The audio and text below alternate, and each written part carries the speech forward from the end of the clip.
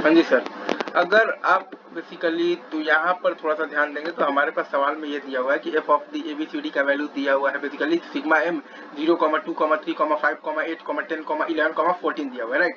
तो आप जब बनाएंगे बेसिकली के मैप आप जब बनाएंगे तो आप ध्यान दीजिएगा, तो 4 1 के 2 ग्रुप्स बनेंगे, ठीक है, और एक ग्रुप बनेगा आपके पास बेसिकली 2 1 का, और एक आपके पास बेसिकली सिंगल आइसोलेटेड वन होगा।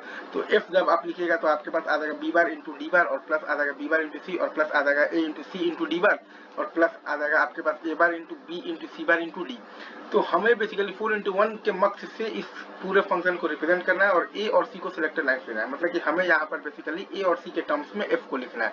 तो ए सी जब आपका 0 0 होगा तब एफ आपका आ जाएगा बी इग्नोर डी, मतलब कि b d plus b bar into D bar. A और सी जब आपका 0 1 होगा तब आपका एफ आ जाएगा बेसिकली बी बार। ए और सी जब आपका 1 0 होगा तब आपका एफ आ जाएगा B bar into D bar, ठीक है सर, ठीक है।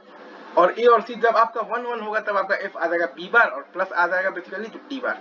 तो वही चीज हम लोग लिख देंगे, ए सी है आपके पास बेसिकली तो सिलेक्टर लाइंस, और इनपुट आप पूरा आप छाप दीजिएगा, B ignore D, B bar into D bar, और बी बार, और बेसिकली तो प्लस आ जाएगा बेसिकली तो डी बार, और आउटपुट है आपके पास एफ। तो ये हमने इस फंक्शन को 4 इंटू 1 मक्स से रिप्रेजेंट कर दिया है with A C F the selector lines. That's it for today. चलिए सर, ठीक है।